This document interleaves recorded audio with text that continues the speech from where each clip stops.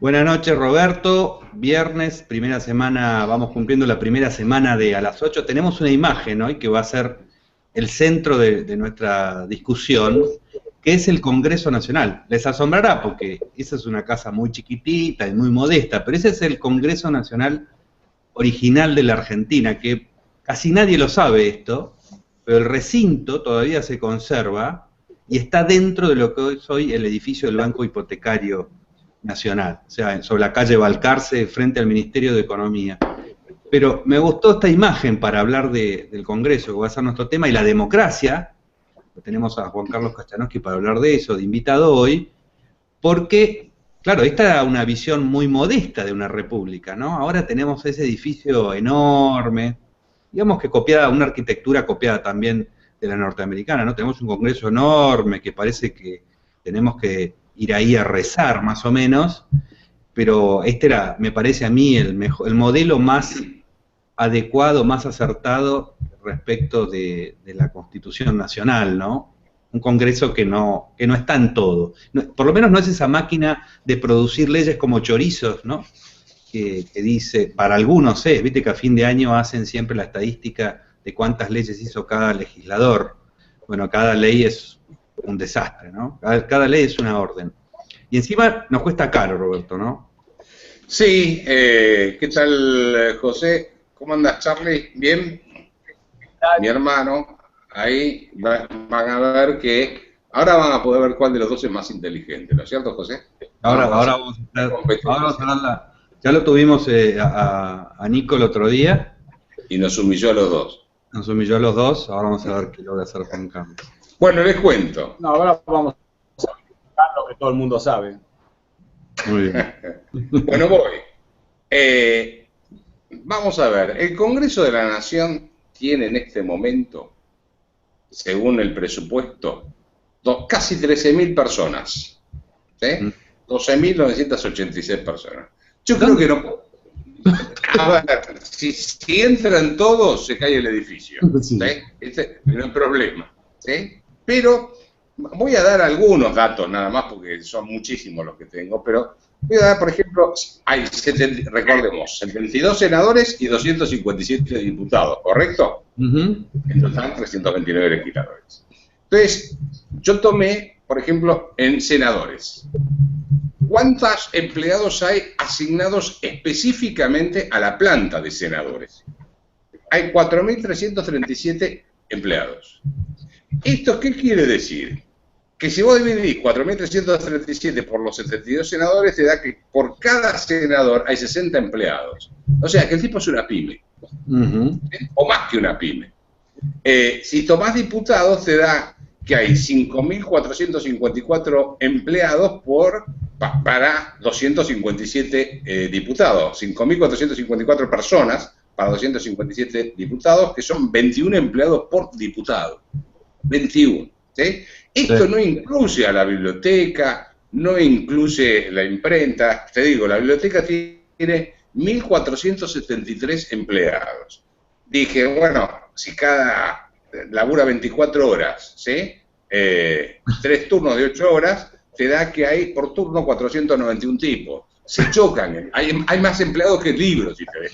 Pará, ¿sí? Pero ¿no serán los tipos que son los autores de los libros, por eso son tantos? No. ¿No? ¿Seguro? Son que están ahí, en la planta.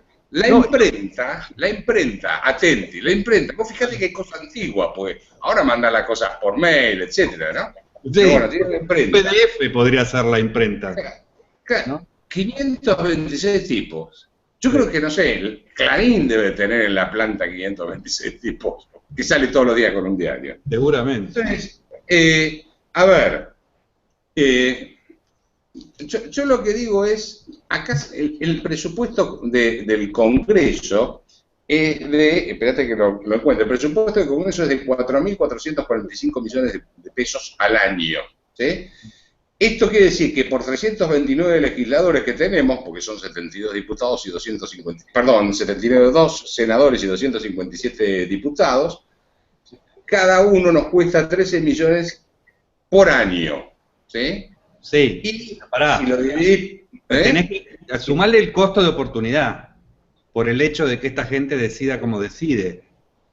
No, pará, eso después, si lo ajustamos por calidad, Son como 1000 palos por cada uno, una cosa así. Claro, entonces, no, tiende infinito. Entonces vos decís, cada legislador me cuesta 13 millones. Si lo dividimos por 13 para hacer que cobre el aguinaldo, etcétera, me sale 1 millón de pesos, incluido el aguinaldo de los empleados, etcétera. ¿Sí? Entonces, primero tenés ahí 13.000 personas que no sabés qué hacen. Pero te digo, por ejemplo, y te doy 2 datos más y con esto redondeo, 3 datos más.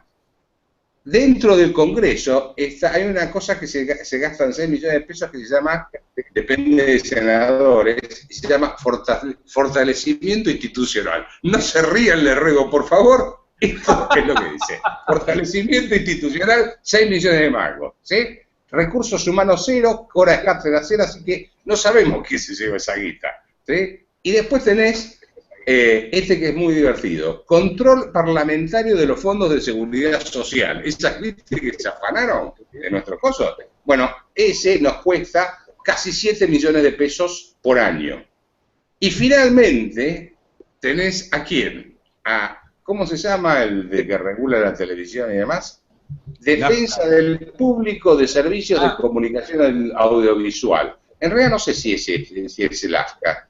Defensa del Público de Servicios de Comunicación Audiovisual, que gastan 97 millones de pesos, 95 tipos.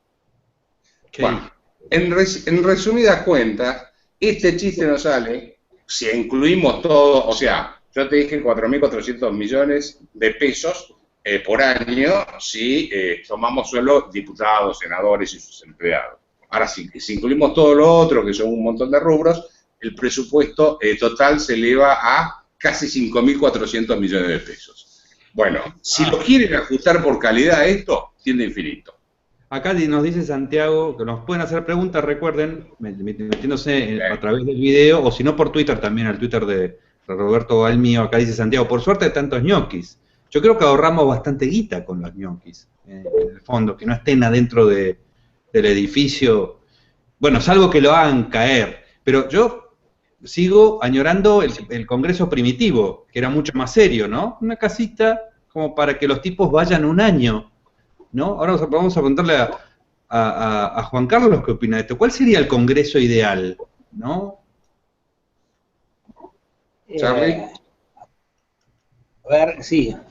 Yo diría que, primero, para ubicarnos, de qué manera el concepto de democracia se ha degenerado tanto en toda esta cifra que ustedes estaban comentando, dónde hemos llegado.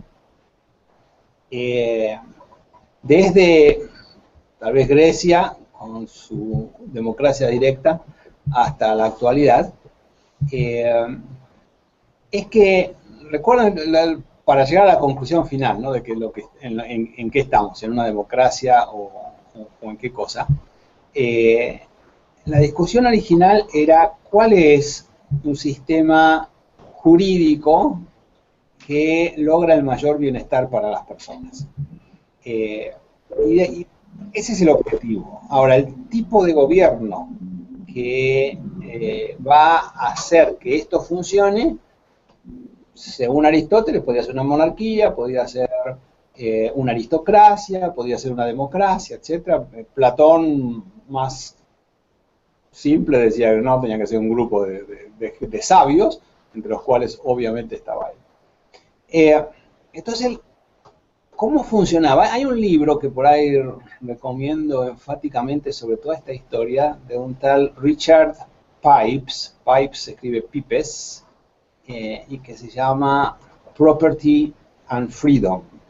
Es tal vez el mejor libro que hay sobre cómo evolucionó esto, desde aquella democracia donde no votaba todo el mundo, a la actual situación que ustedes acaban de comentar, donde los legisladores tienen que hacer proyectos de ley y fabrican todo este tipo de oficinas ridículas para operar. En el fondo, el sistema más puro tal vez sea el de Inglaterra, con el Common Law, donde, por empezar, para ubicarnos, los que votaban eran los propietarios solamente. Y esto tenía una lógica. Adam Smith, por ejemplo, no votaba, porque no era propietario.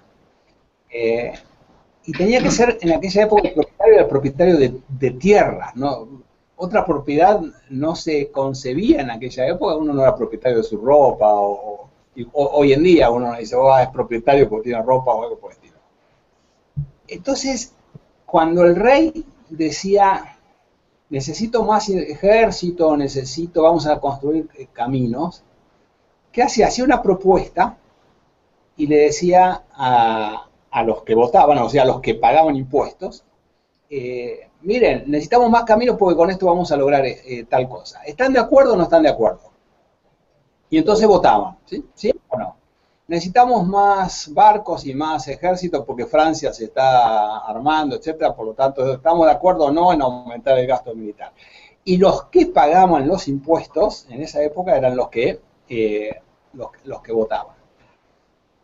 Ahora, es interesante porque Inglaterra pasó a ser la provincia más pobre y lejana del Imperio Romano a ser un imperio mundial, siendo una isla grande, pero una isla al fin y al cabo, en el siglo XIX, y pasó a ser un país socialista después de la Primera y la Segunda Guerra Mundial.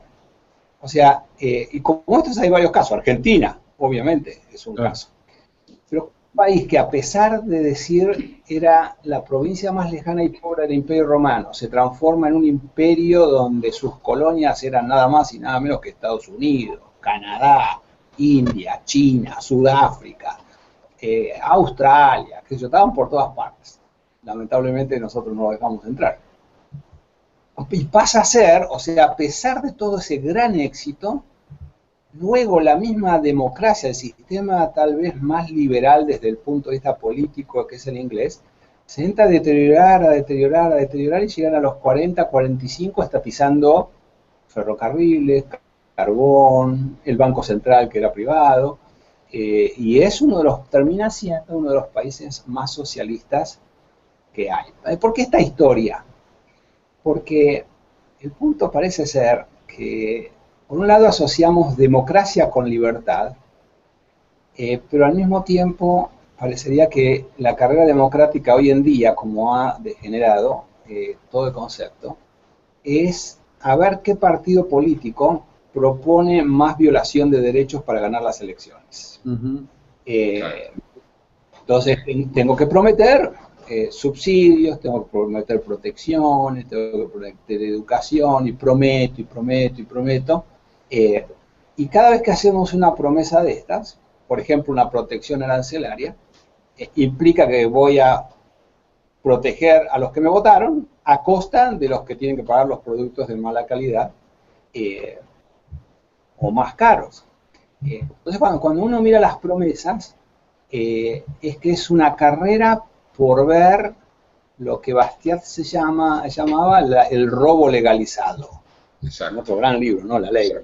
Entonces, el Estado se transforma en la máquina de ver quién roba a través del voto.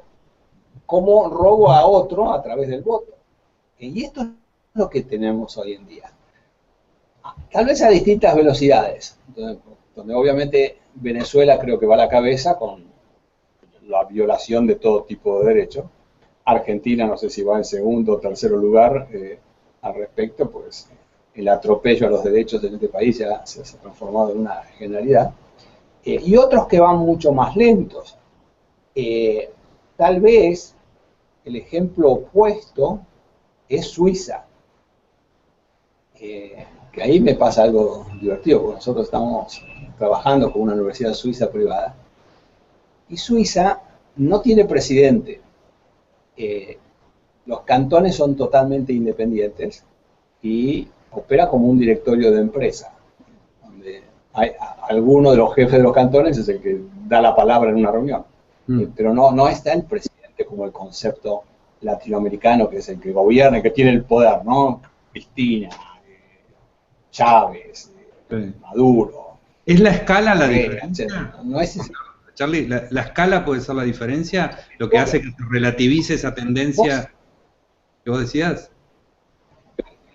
Vos sabés que yo creo que sí, porque, bueno, por empezar, Suiza es un país muy chico, tiene 7 millones de habitantes y llega, no tiene salida al mar, igual que Bolivia o Paraguay. Sin embargo, es un país muy rico.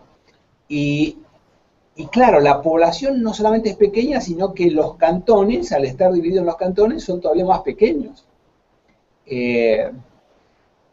Como anécdota personal, se me hace complicado a veces cuando nosotros ofrecemos los títulos de esta universidad suiza, que en algunos países de Latinoamérica dicen, bueno, tiene que venir validado por el Ministerio de Educación de Suiza. Entonces hay que empezar por explicarles, y miren, no tiene Cancillería, mucho menos va a tener un Ministerio de Educación, de manera que olvídense del tema. Entonces Suiza, por ejemplo, es un ejemplo. El otro, todavía mucho más pequeño, es el Principado de Liechtenstein. Son 35.000 habitantes. Entonces, claro, ahí es una democracia directa. Cualquier ciudadano puede decir, propongo tal cosa y el resto vota. Entonces, sí creo que el tamaño es un tema. También desarrollado por Adam, es mucho más difícil cuando conoces al otro votar para apoyarlo. Si te tengo que mirar en la cara, José, digo, voy a votar para que te saquen más impuestos para que me lo den a mí porque yo necesito estudiar. Sí. Y te tengo que ver la cara todos los días. A un país con millones de habitantes, como decía, donde qué sé yo lo que le pasa a otro, no tengo la menor idea. Y entonces quitarle a otro para darme a mí cuando no lo conozco, es como, ¿no?, cuando uno sufre cuando le pasa algo a algún ser cercano, amigo, familiar, etcétera, o cuando le está pasando a alguien en otra punta del planeta que no sabemos que existe, ¿no? Por eso me gustaba la idea entonces, de la foto del Congreso. Estamos en un problema. Te decía esto, que me gusta lo de la foto original, donde es un Congreso chico, mucho más adaptado. Creo que originalmente más fácil mantener esa idea que vos decís de cercanía, y después el poder se empieza a mistificar. Hay un incentivo para que ese poder tan lejano se mistifique y se convierta en una fábrica de unas condiciones generales que puedan ir contra la escasez. No sé qué es lo que funciona como fantasía ahí, ¿no? Exacto, es decir, lo que pasa es que yo estoy totalmente de acuerdo, porque era algo mucho más simple, aún en Estados Unidos, ¿no? Era mucho más simple. Pero suponte que en Argentina decís, doy vuelta al tema político y ya no es el Estado nacional el que recauda impuestos y lo reparte a las provincias, sino exactamente al revés. Son las provincias las que tienen independencia, como digamos cantones suizos, independencia para traer inversiones, colocar bonos, legislación laboral, etcétera. Las provincias compiten entre sí, recaudan impuestos y son las provincias las que les mandan dinero al gobierno nacional para que no ocurra lo que está ocurriendo hoy en Argentina, que el gobierno nacional es el que aprieta a gobernadores para que hagan o no hagan, y si te portás bien y alineás te doy plata, si no, no te la doy. Entonces está pervertido. Fíjate, otro tema interesante es el voto. El voto al principio en la democracia, inclusive en Inglaterra y en Estados Unidos, era el voto de los que pagaban impuestos. Es decir, mira, me va a estar afectando mi derecho, usted va a estar sacando plata de mí. Entonces, soy que pago impuestos. Y de a poco el criterio va creciendo y los que votan pasan a ser del que paga impuestos al que es ciudadano. Y esto evolucionó así porque era la promesa de decir, yo les voy a dar votos a ustedes, pero si ustedes me votan, entonces yo les prometo tal cosa. Y voy aumentando el caudal electoral. Como tal vez pretendió hacer acá el gobierno kirchnerista con el voto de los 16 años, pensando que tal vez la juventud los iba a votar. O sea, está como en la democracia, ir avanzando para ganar poder y terminar aboliendo los derechos individuales. Ahora, perdóname Entonces es todo un problema como... un punto. Sí. ¿Te acordás? Hayek distingue entre democracia limitada y democracia. Democracia ilimitada y democracia. Y él lo que dice, bueno, la democracia ilimitada en realidad es que los tipos no respetan ninguna norma, ¿sí? Y ese tipo de democracia no me interesa. Dice, al final realmente el Congreso se termina transformando en una transacción de negocios particulares o cosas por el estilo, no me acuerdo bien el párrafo ahora. Entonces él lo que dice es, si acá puede fallar algo, no va a ser la democracia, sino la democracia ilimitada.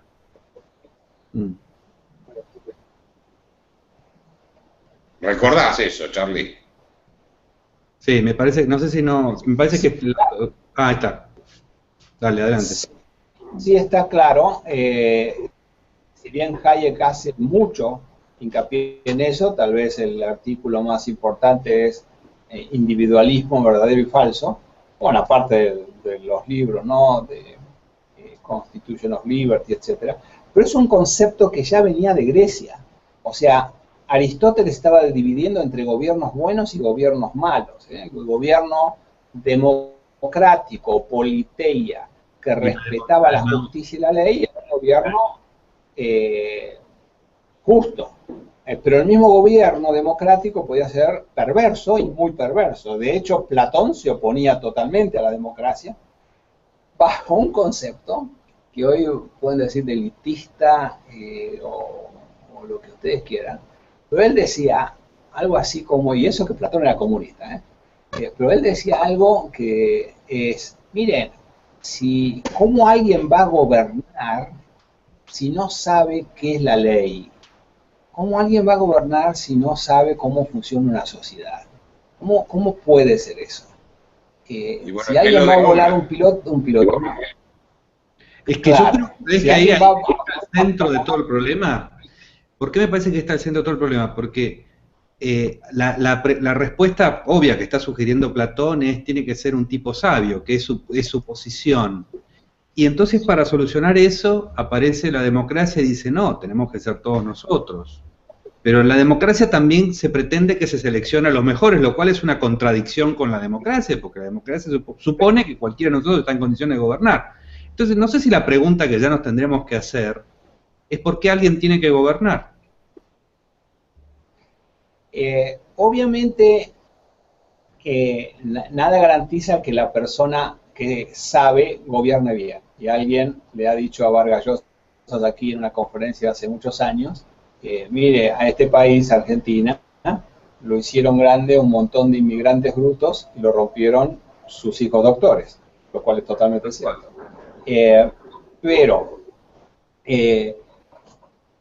Pero si voy a volar un avión, mejor que sea piloto. Si voy a operar a alguien del corazón, mejor que sepa. Si voy a levantar un edificio, mejor que entienda cómo se hace esto para que no se caiga. Si voy a gobernar, el principio era el mismo. Mire, usted tiene que saber. Después, bueno, vamos a ver para qué lado va. Pero al menos tiene que saber. Entonces, podría ser, bueno, cualquiera puede gobernar, como cualquiera puede ser médico, si muestra que está capacitado para. Y no solamente eso, cualquiera puede votar si entiende o está capacitado para votar. Si no, esto es una lotería. O sea, ese era el concepto. Que claro, hoy en día suena barbaridad, como que cualquiera no puede ser presidente o todo el mundo tiene derecho a votar. Si hay mucha ignorancia, el voto se puede ir para cualquier parte, como obviamente está ocurriendo en muchos países. Entonces, el punto que, digamos, para todavía empeorar las cosas, es que aunque llegue al gobierno gente que entiende, tenemos dos ejemplos hoy en día en el país. Capitanich, que es egresado del SEADE, y Vudú, que es egresado del SEMA. ¿Quién se hace cargo de Capitanich? Esta es la cuestión. ¿Quién se va a hacer cargo de Capitanich? Charlie, ¿te haces cargo? Fue alumno mío, bueno, que puedo por empezar. Tenemos que ir cerrando, es la pero... prueba, porque yo que era un alumno, sí te cierro, un alumno gente, ¿no? Lo que quiero hacer para cerrar es que aunque el tipo entienda, es como billetera mata galán, acá más o menos es algo parecido. Es decir, ok, claro, ¿qué le conviene? El public choice, ¿no? De Buchanan. Entiende tanto que sabe que quiere ser liberal cuando está en SAD y quiere ser intervencionista cuando está en el gobierno porque le conviene, ¿no? Fue un placer este programa, yo creo, un lujo. Este tema sigue, lo vamos a convocar a Juan Carlos de nuevo, ¿no? Para seguirlo, Roberto, ¿qué te parece? No sé, primero tengo que pensarlo.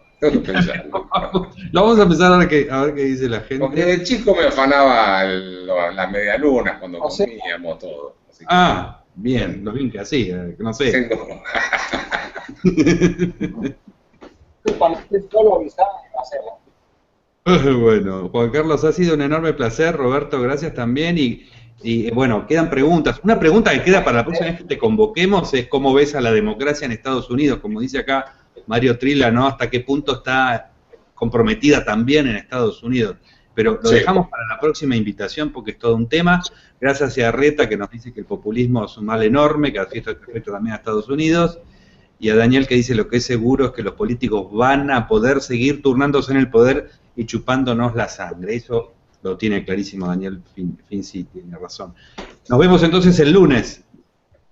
Nos vemos el lunes. Oye, antes te pregunto, ¿querés algún puesto en el Congreso? ¿Necesitas? No, un puesto no. Mandame directamente de ñoqui, mandame un sueldo. Puesto no, bueno, porque ellos... Total, tanta guita. Nos vemos el lunes. Gracias, Charlie. Chao. Chao, gracias a ustedes. Chao, hasta el lunes.